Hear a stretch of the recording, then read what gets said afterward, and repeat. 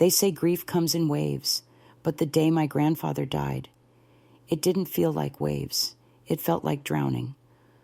I was only 12, still clinging to the last pieces of childhood, and when the only man who ever truly protected me took his final breath, I didn't just lose him. I lost my shield, my safe place, my world. What I didn't know then was that his death would open the door to something far darker than grief, something I would carry with me for decades. My name is Patricia Sanders. I'm 76 years old now, and I live in a quiet little town outside Dayton, Ohio. Most people know me as the warm lady at the library who gives extra cookies to the children during reading time. They don't know the weight I've carried, the things I survived in silence. But today, I'm ready to speak because there may be someone out there who needs to hear it.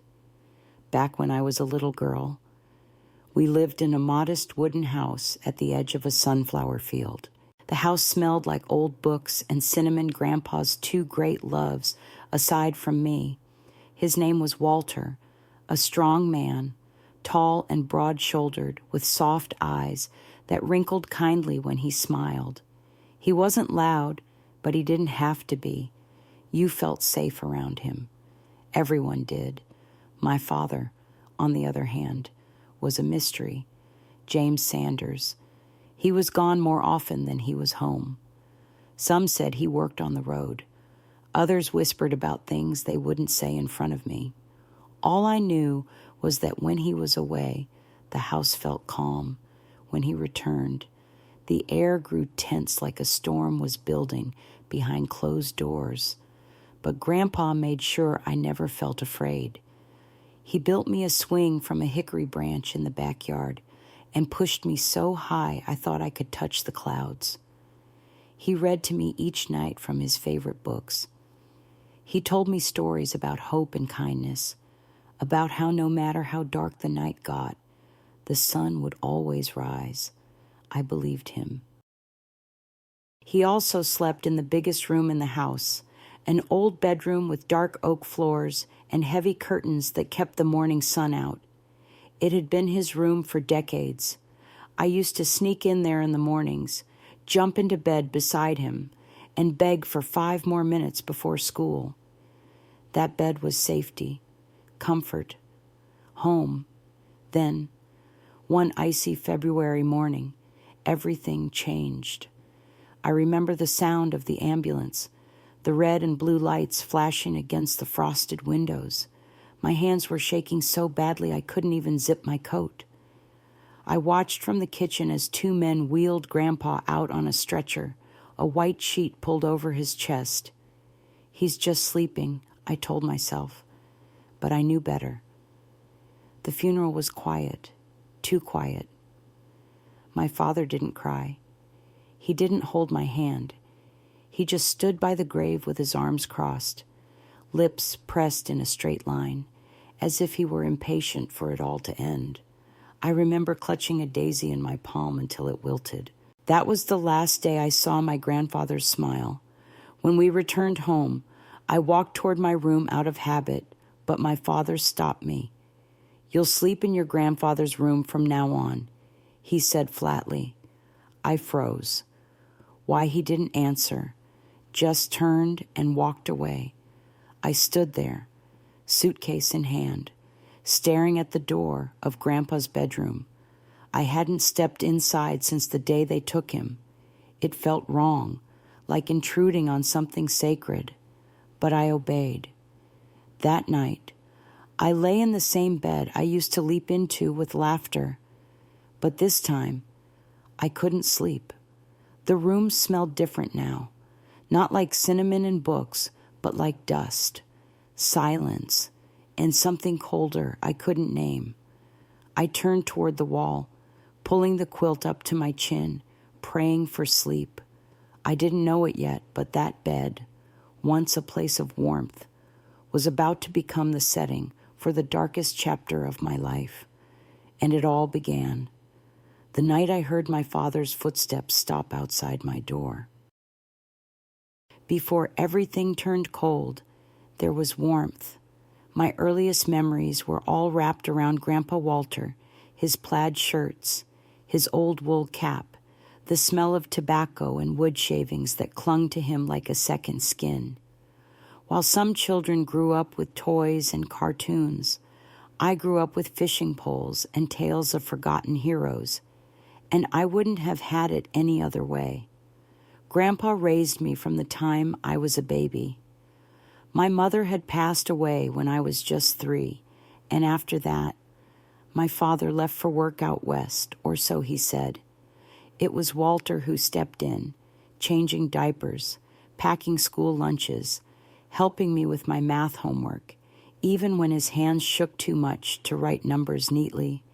He was already in his 60s back then, but he never once complained. We had a rhythm, he and I, morning pancakes every Sunday, a game of checkers every Thursday evening, and bedtime stories without fail. His favorite book was To Kill a Mockingbird, and he'd read it to me over and over until I could recite it, line by line.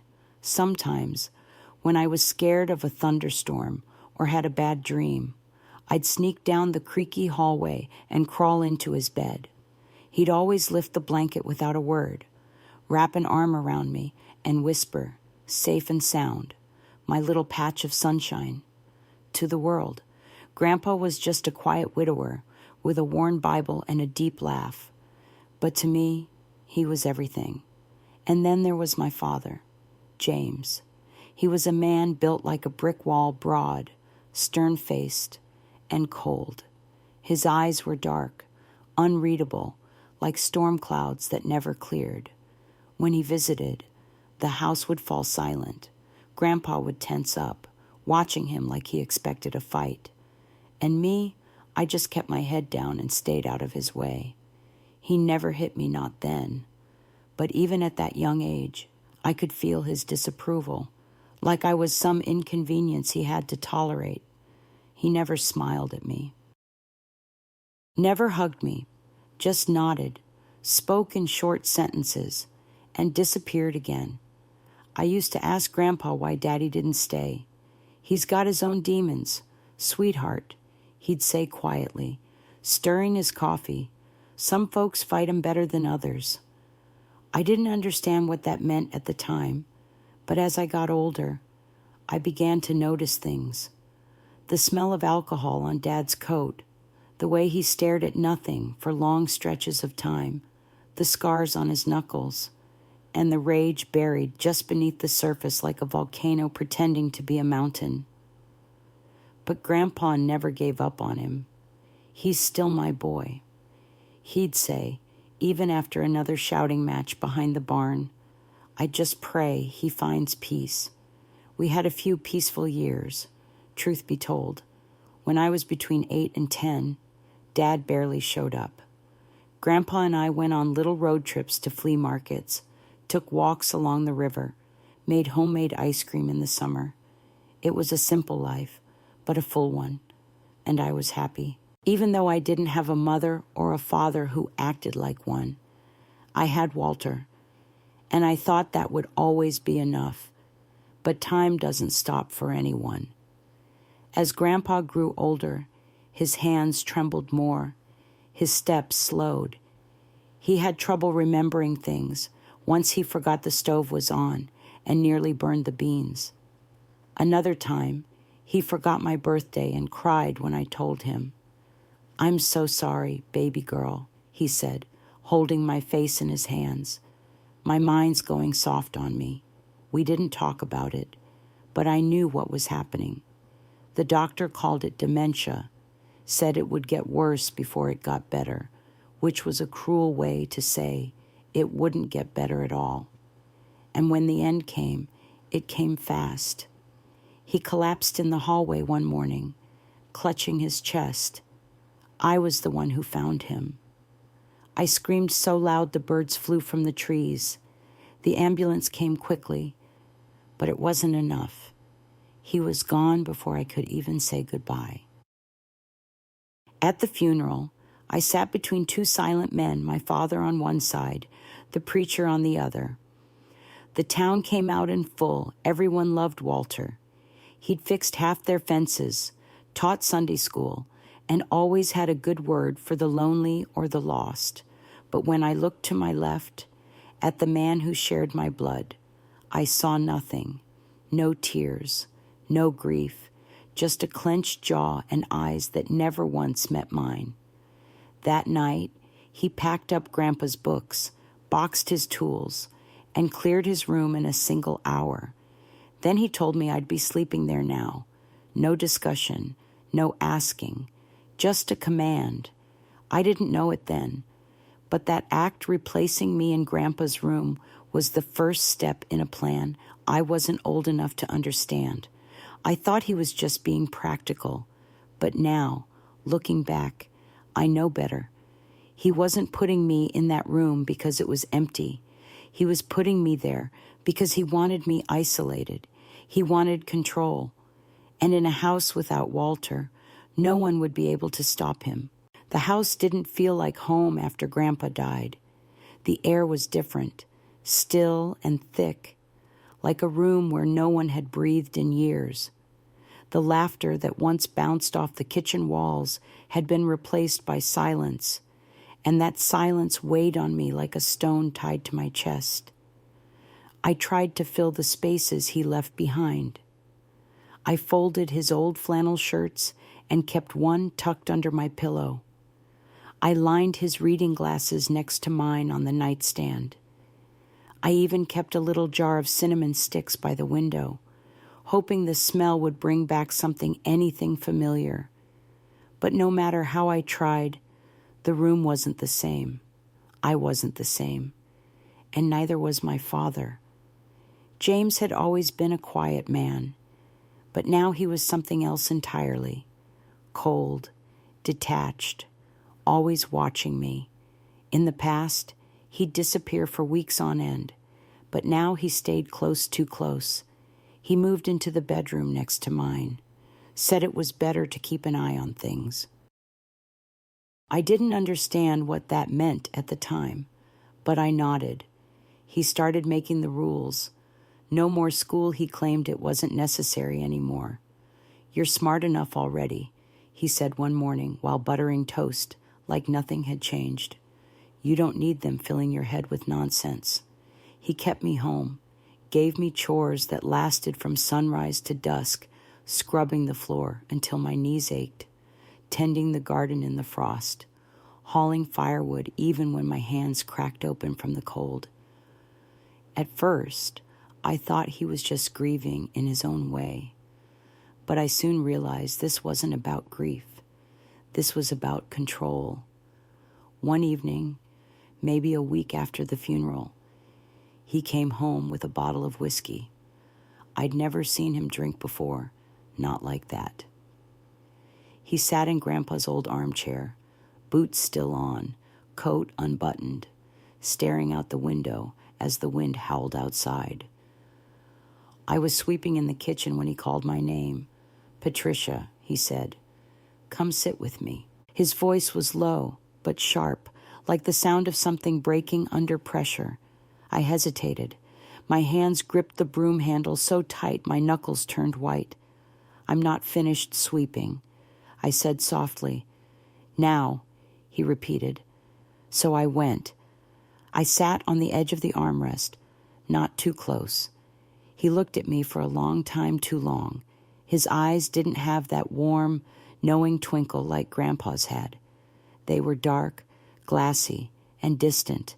And then, without a word, he reached out and brushed a strand of hair from my face. I flinched. My whole body stiffened. He didn't apologize, just smirked like he enjoyed the reaction.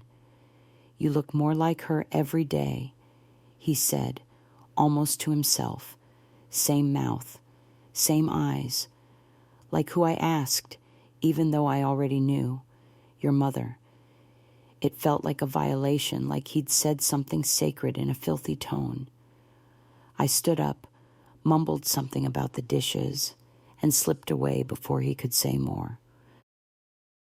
That night, I locked the bedroom door for the first time, but the lock was old, barely held. A few nights later, I woke up to the sound of footsteps, heavy ones, measured. They stopped just outside my door. My breath caught. I stared at the handle, praying it wouldn't turn. It didn't. Not that night. But the waiting was enough to make my heart race so loud I couldn't hear anything else. I didn't sleep at all, just laid there under Grandpa's old quilt, clutching my knees to my chest, whispering into the darkness, "Please, Grandpa, make it stop." The next morning, he acted like nothing happened, asked if I wanted oatmeal or eggs, whistled while shaving. But the tone in the house had shifted. I wasn't imagining it. There was something growing between those walls, something thick and choking. And worse, he'd started calling me his girl. "You're all I have left now," he said once, as he stood over me in the kitchen. "My good girl. You'll take care of your daddy, won't you?" I didn't know how to answer. My hands trembled as I washed the dishes. He didn't wait for an answer anyway, just patted my back too low and walked away. The moments kept piling up after that. Every lingering look, every inappropriate comment masked as affection. The time he asked me to brush his hair in the bathroom because he missed the touch of a gentle hand. The time he stood in my doorway, watching me fold clothes and said, "You're becoming a woman now, aren't you?" Each time, I felt more exposed, like the walls had eyes, like the air itself was holding its breath. I tried to tell someone. I did. I wrote a letter to Miss Clark, my old school teacher, slipped it into the mailbox down the road one chilly morning while my father was still asleep. I never got a reply. 3 days later, he stormed into the kitchen, letter in hand, his eyes blazing. "You think you can run to someone else," he hissed. "You think they'll believe a little girl over her own father." He tore it up piece by piece and made me watch as the pieces floated to the floor like dead leaves.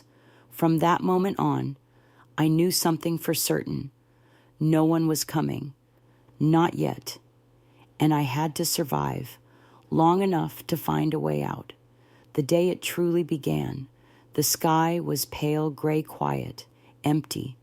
I remember because I stood at the window, watching the trees bend with the wind, feeling like they, too, were about to snap. By then, my father had become a shadow that moved through the house, silent, always watching. I was careful not to wear anything that revealed too much skin, even in summer. I made sure to never be alone in the same room with him longer than necessary. But it didn't matter. He was patient, and patience, in the hands of a monster, is a weapon. I'd just turned 13. He brought me a slice of cake, said it was to celebrate. I hadn't even realized it was my birthday. 13, he said, placing the plate in front of me. A special age, a woman's age. I forced a smile. My stomach churned. I didn't touch the cake. "You should eat," he added, his voice a shade too smooth. "You'll need your strength." Something inside me twisted.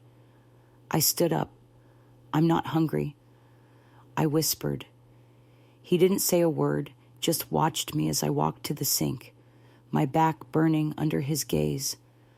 That night, I locked my door again, stuffed a chair under the knob, pulled Grandpa's Bible from the shelf and held it to my chest like armor. I prayed harder than I ever had, not for strength, not even for courage. I just wanted to be invisible. But prayers don't always come quickly. Around midnight, I woke to the sound of wood splintering. The door didn't hold. He stood in the doorway, bathed in darkness. The smell of whiskey hit me before I even saw the bottle swinging from his hand. "What's this?" he said softly, almost amused, as he kicked the broken chair aside. "Trying to keep your old man out. My heart raced. I pulled the blanket over myself and backed against the headboard. "Please go," I said, barely audible. He stepped inside, closed the door behind him. I remember the way he looked at me, not like a father, not even like a person, just hunger and madness and something else I still can't name. "You don't have to be afraid," he said as he reached for me. "You're mine now, my girl. I won't describe what happened in that bed, not in detail, but I will say this. Something inside me shattered that night. The little girl who used to swing in the backyard, who used to dance barefoot in the sunflowers, she disappeared, and in her place was someone who couldn't scream, someone who counted ceiling tiles to survive. When it was over, he stood, zipped up his pants, and said, 'This is how we stay close.'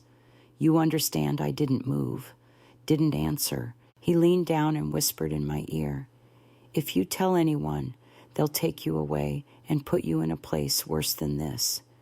No one will believe you. No one ever does." Then he left the room like nothing had happened. I lay there, blood pooling beneath me, pain screaming through my body, and I wished I had died alongside Grandpa. The days that followed were worse.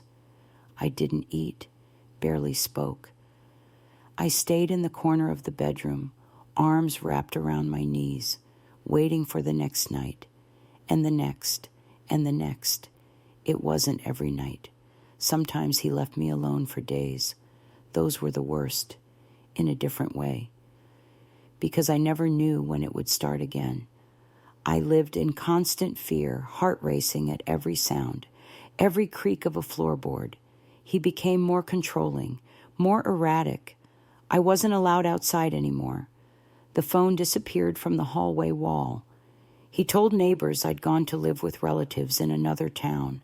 No one came to visit. No one knocked. I was completely alone, until the day I bled too much. It was late spring. He had come into the room again the night before, rougher than usual. I woke the next morning to find blood soaking through the sheets and dripping onto the floor. I stumbled into the bathroom and collapsed beside the toilet. When he saw the mess, something changed in his face.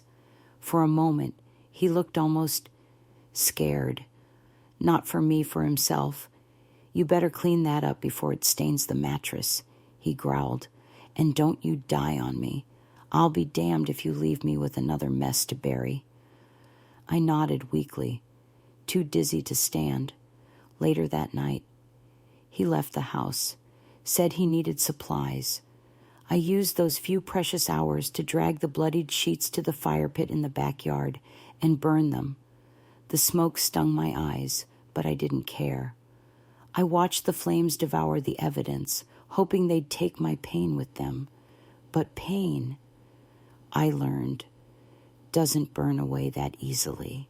One day, I tried to cut my hair, chop it all off with a pair of dull scissors I found in the sewing kit. I wanted to look less like my mother. Maybe he'd stop if I didn't remind him of her. When he saw what I'd done, he slapped me so hard my vision blurred. "You don't get to change what you are," he spat. "You belong to me, all of you." That night, I slept on the floor, too afraid to touch the bed. I began hiding scraps of food under a loose floorboard in the closet. Water bottles, too. I didn't know where I'd go or when, but I was beginning to form a plan. It was fragile, desperate, but it was something, a flicker in the darkness, because deep down, under all the fear and shame, I still believed Grandpa was right. The night doesn't last forever. The sun does rise, and I was going to live long enough to see it. The decision to run wasn't made in a moment of bravery. It came in a moment of silence, one of those strange, aching silences that settle in after a storm. I was sitting at the edge of the bed, my legs trembling, a bruise blooming down my thigh like an ink spill, And for the first time, I felt nothing, no tears, no fear, just emptiness. That terrified me more than anything he'd ever done, because if I stopped feeling, I knew I wouldn't survive. So I made up my mind. I was going to leave. I didn't know where I would go. I had no family left, no friends, no money. But I couldn't stay another day, not if I wanted to remain alive and whole. I waited for a Tuesday. Tuesday was when he usually drove into town for supplies and whiskey. He always locked the front door, but he was careless with the back if he was in a hurry. And that week, he was in a hurry. He shouted something about needing more damn cigarettes, slammed the door, and I waited. 30 full minutes. I pressed my ear against the wood, listening for the truck to fade completely. When I was sure he was gone, I grabbed the small bag I'd packed beneath the floorboard. Inside was a stolen map from Grandpa's old glove box, a bottle of water, a peanut butter sandwich wrapped in wax paper, and $2 I'd found tucked between the pages of an old Bible. I also carried the photo of Grandpa and me one, where he's holding my hand in the sunflower field. That photo was my compass, my proof that I had once been loved. The back door creaked when I pushed it open. I held my breath. Nothing but birdsong and wind. Freedom smelled like wet grass and spring dust. I ran barefoot through the woods behind the house, dodging tree roots, heart pounding so loudly it hurt. I had no clear direction, just away, as far away as my legs would carry me. But I didn't get far, not nearly far enough. I made it maybe a mile before I heard the truck engine roaring behind me. Panic surged through me. I ducked into a thicket, scraped my arms crawling under a pine bush, and pressed myself into the earth. I prayed, begged silently, "Don't let him find me. Please, just this once." But he did. The truck tires screeched to a halt. I saw the glint of the bumper through the trees. Then came his boots, heavy, determined. He called my name in a voice that sounded calm, almost pleasant. That was the worst part. "Patricia, my sweet girl, you out here playing games." I didn't move, didn't breathe. He got closer. "I promise I'm not mad. I just want to bring you home. We'll talk. We can make things better." His voice was sugar-coated poison.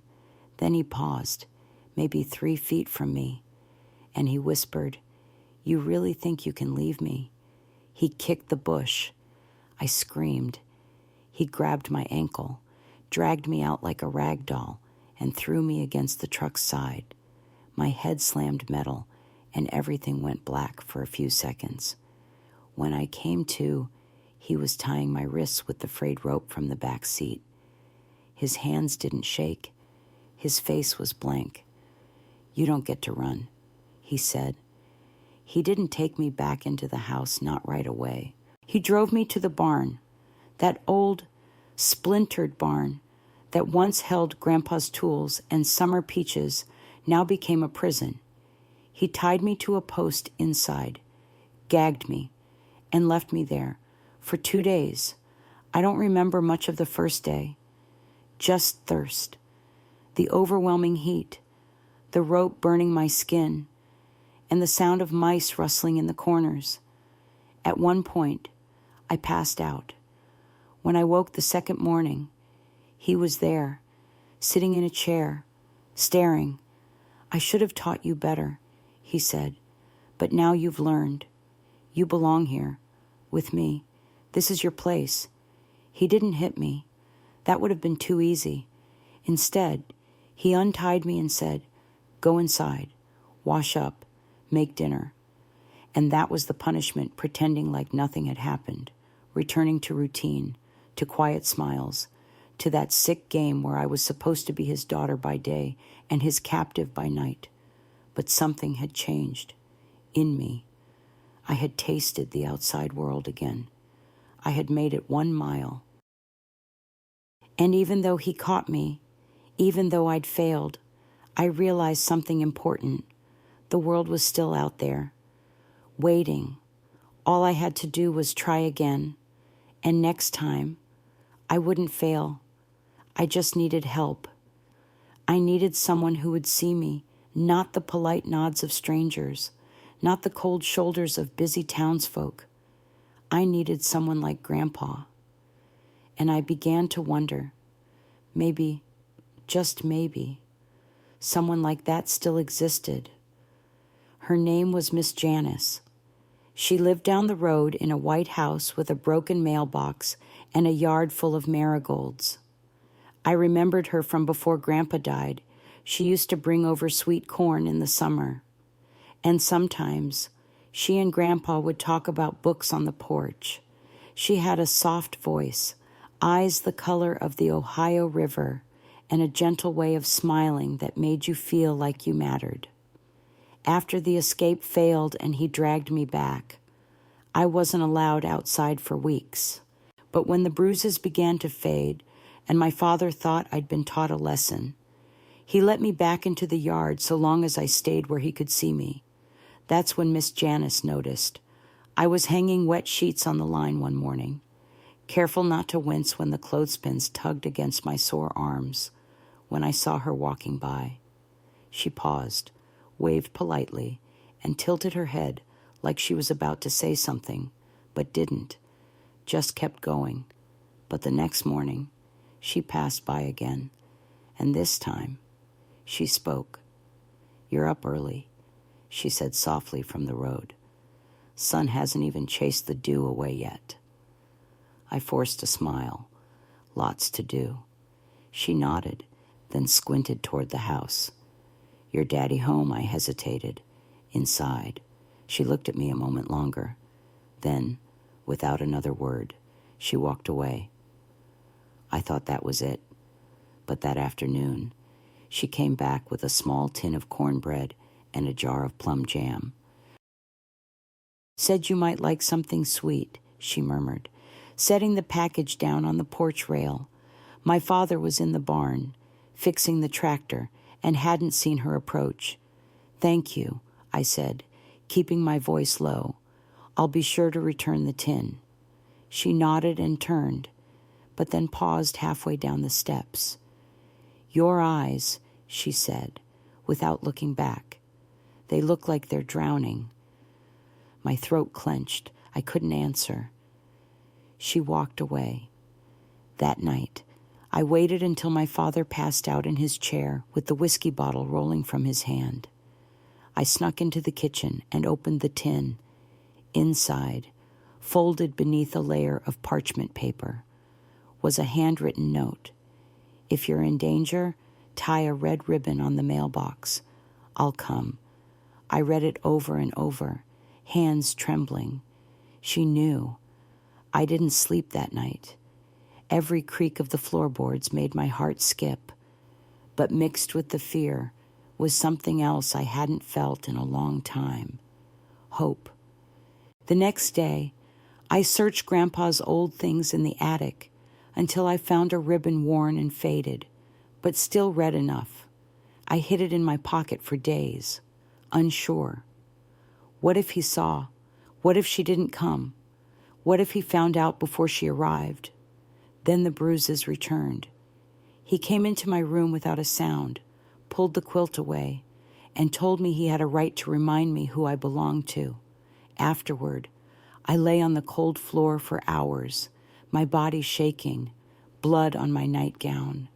At dawn, I limped to the mailbox. I tied the ribbon. Then I waited. Nothing happened that morning or that afternoon. But just as the sun began to dip, I heard footsteps outside the window, not heavy like his lighter, measured. Miss Janice. She stood by the mailbox, looked at the ribbon, then up at the house. I watched from the window, my heart pounding against my ribs. She didn't wave, didn't smile, just gave the slightest nod and walked away. I untied the ribbon that night, just as my father came stumbling up the porch. He didn't notice anything out of place. But the next day, while he was in town, she came back. This time, she knocked on the back door. "You left your tin out," she said when I cracked it open. I looked into her eyes. They weren't curious. They weren't kind. They were determined. "I don't have much time," she whispered. "I've called someone from the state. They'll come tomorrow. You just need to hold on." Tears burned my eyes. "What if he finds out he won't?" she said firmly. "I'll be watching." She reached out and touched my hand just for a second. But in that moment, it felt like someone had handed me a life raft in the middle of a storm. "I promise you, Patricia," she whispered, "you won't disappear in this house." And then she was gone again. That night, I tucked the quilt under my chin, stared at the ceiling, and whispered to Grandpa's photo on the nightstand. "She's like you," I said. "She sees me." And for the first time in years, I believed I might live. The morning came in slow, golden light. I sat at the edge of the porch, pretending to sort through a basket of linens while my ears strained for any sign of movement on the road. My father was inside, nursing a hangover. He hadn't noticed anything different, but I knew something was coming. Miss Janice had said tomorrow, and today was tomorrow. Every time a bird rustled the leaves or a squirrel darted through the brush, I jumped. My heart raced so hard it made my ribs ache.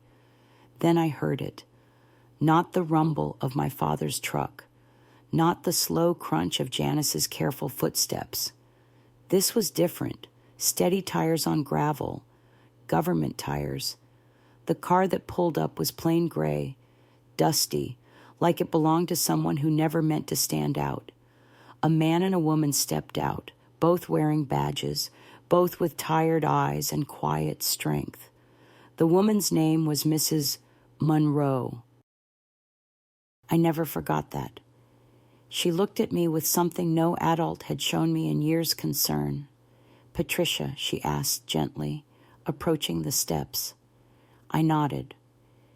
"We'd like to speak with your father," she said, though her eyes never left mine.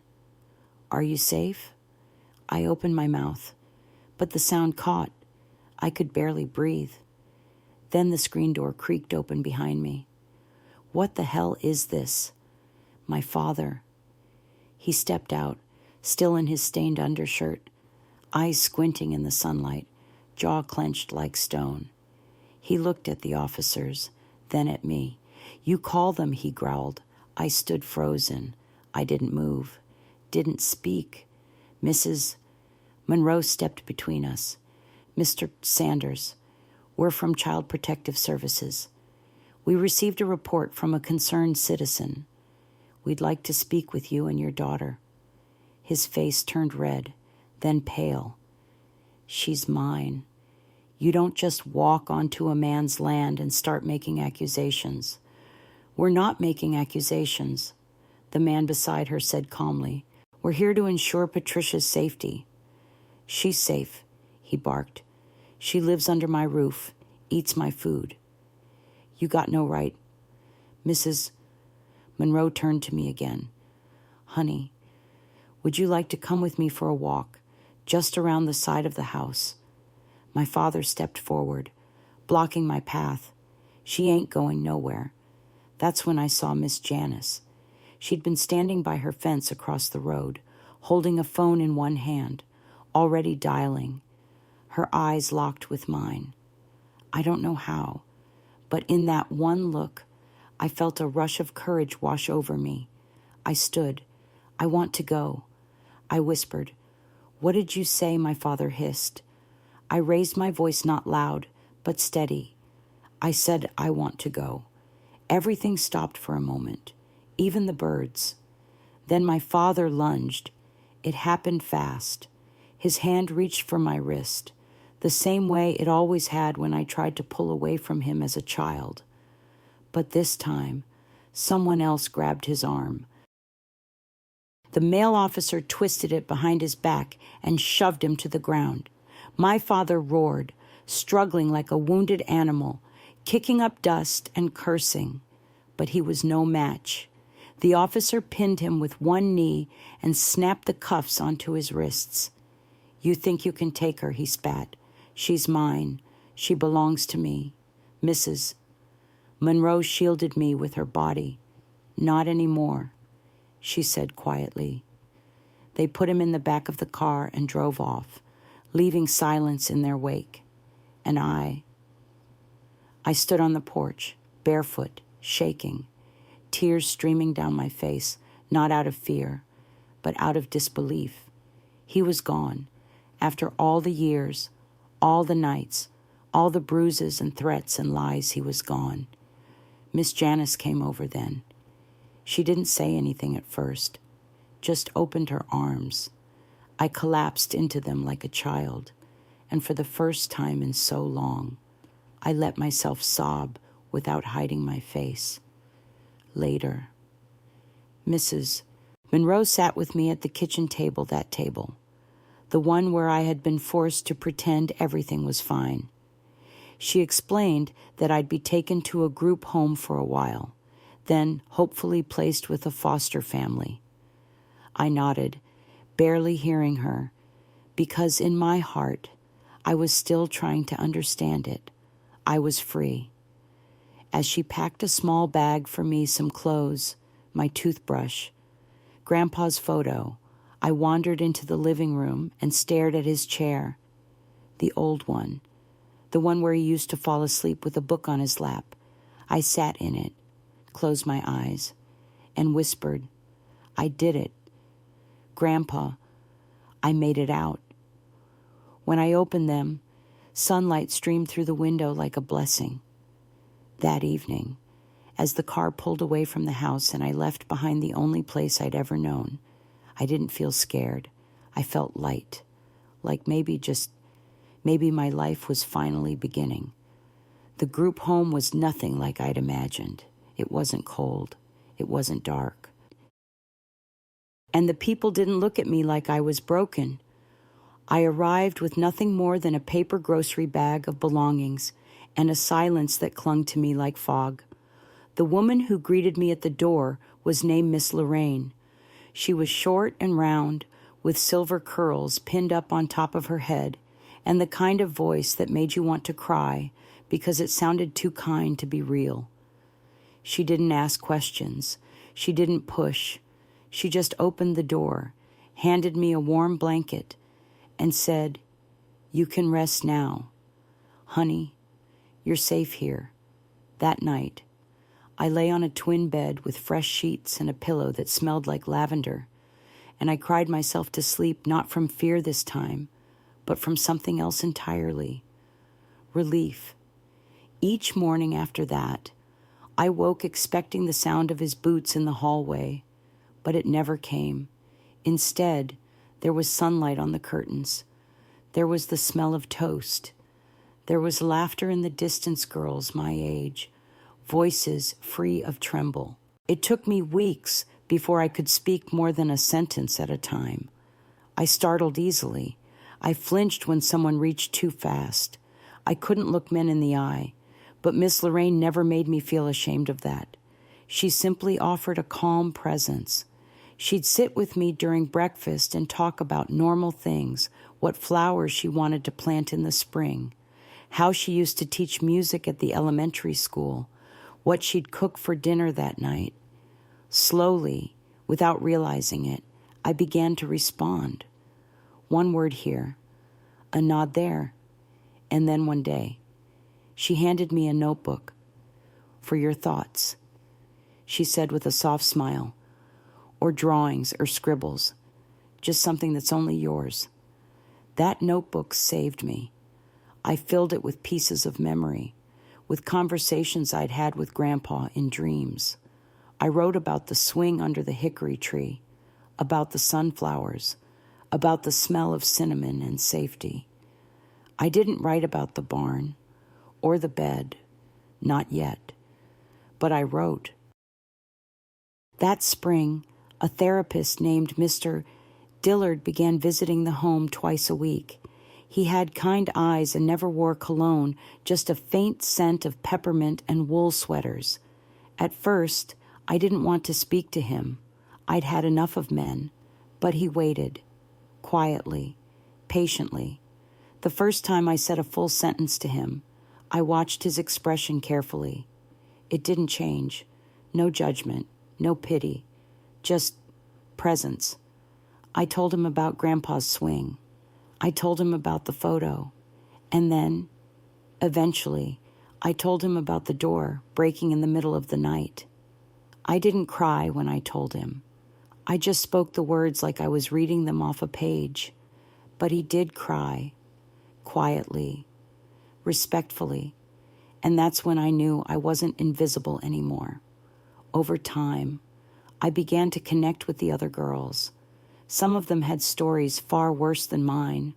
Some had been in and out of homes their entire lives. But we shared something, a silent understanding.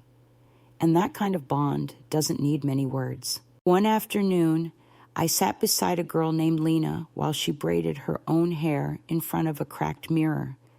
She looked at my wrist, where a faint scar still curved like a faded question mark. "You ever want to go back?" she asked. I shook my head. "Not for a second." "Me neither," she whispered. And we sat there, two girls learning how to be alive again. The months passed, seasons changed, and with them, so did I. I still had nightmares. I still woke up sometimes drenched in sweat, heart pounding from footsteps I'd only imagined. But I also started to laugh again. I started to draw again, mostly birds. Oddly enough, sparrows and wrens and robins, creatures that flew. Miss Lorraine said that meant something.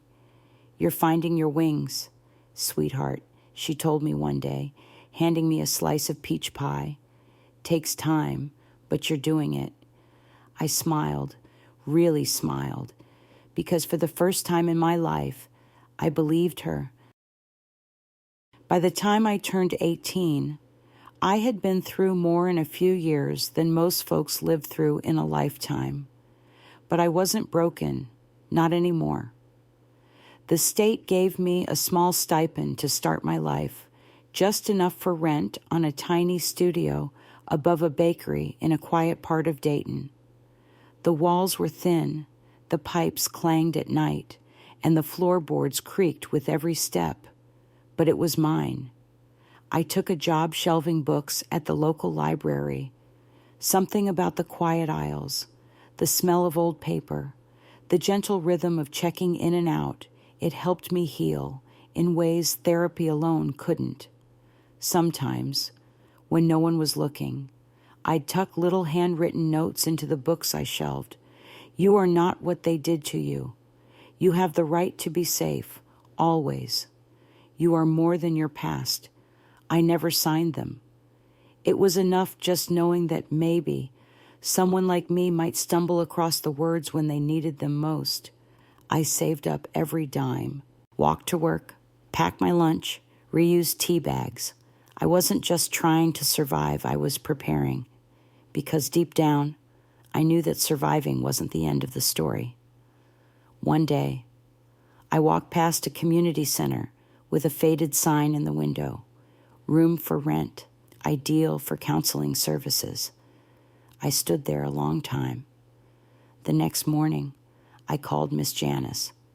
She was still there, still living in that white house with the broken mailbox and the marigolds. When she heard my voice, she cried. "I've thought about you every single week," she said through her tears. "I knew you'd make something of your life." "I'm trying," I whispered. Miss Janice loaned me the deposit for the space. Within 6 months, I opened the sunlight room. It wasn't much, just a modest space with warm lamps, soft chairs, and shelves of books and art supplies. I wasn't a licensed therapist, not yet. But I offered peer counseling, support groups, and weekly art therapy classes for girls who'd lived through what I had. We didn't talk about the pain all at once. We talked about courage, about what it meant to take your life back inch by inch, breath by breath. I never told them everything about my past, but sometimes, when a girl couldn't meet my eyes, or when her voice trembled as she described the man who'd taken too much from her, I'd nod slowly and say, "I understand." And they believed me, because I did. Miss Lorraine came to the ribbon cutting that first summer. She brought a peach pie and tears in her eyes. "I always knew," she said, hugging me tight. "You were meant to give others a way out. Even Mr. Dillard sent a letter, simple and steady, just like he was. It's not the darkness that defines us. It's what we build in the light after." I still kept Grandpa's photo on my desk, framed, clean, facing the door. He never got to see the woman I became. But I think, somehow, he always believed she was in there, waiting, and now she's here. I'm 76 years old now. Most mornings, I rise before the sun, make myself a cup of tea, and sit by the window of the same little house I moved into after leaving the group home all those years ago. It's quiet here, peaceful. You can hear the birds, the hum of the earth, and most importantly, you can hear yourself think. People often ask me why I never moved out of Ohio, why I stayed in the place where so much pain began. But the truth is, I didn't stay in the past. I stayed in the place where I reclaimed my future. That house I grew up in is long gone, torn down years ago, after it sat empty for too long. Just as well, no child should grow up with walls that remember screams, but the land remains, and sometimes, when I pass by it, I pause and say a quiet thank you, not for what happened there, but for surviving it and becoming someone stronger because of it. The Sunlight Room still stands, though now it's run by a new generation of counselors, some of whom I once held as trembling girls in that circle of folding chairs. They call me Miss Patricia now, invite me back every spring to speak during Resilience Week. I tell them the truth, not the fairy tale version, the truth, that healing isn't a straight line, that sometimes the bravest thing you'll ever do is keep breathing on a day you want to disappear, and that your past doesn't get to define you. What defines you is the way you choose to rise from it. I've spent a lifetime rebuilding from the ashes of what was stolen. I never married. I never had children. But I became a mother to dozens of girls who had no one. I gave them what I never had: a place to be believed, to be safe, and to be loved without condition. And in doing that, I learned something no book, no therapist, no court could have ever taught me: that giving love after you've been denied it is one of the most radical, world-changing acts a person can do. So if you're listening to my story and you've been through something dark, maybe not the same darkness, but something that left a scar deep inside, I want to tell you this: you are not alone. Not then, not now, and not ever again. You have the right to speak, to heal, to demand more from the life ahead of you than just survival. You deserve peace. You deserve joy. And yes, you deserve to be seen not as what happened to you, but as the miracle you are for having come through it. Because you did. You're here. And that means there's still time to write the rest of your story. Let it be one of strength. Let it be one of compassion. Let it be one of freedom. Thank you for listening to mine. And now I want to hear yours. If this story touched something inside you, if it reminded you of your own journey or of someone you love, I invite you to share in the comments below. Your words may be the light someone else needs to find their way home. And if you believe more people should hear stories like this, stories of survival, truth, and hope. Please subscribe to our channel. We share these voices not just to tell the past, but to heal the future. Because sometimes the simple act of telling your story, that's where the real healing begins.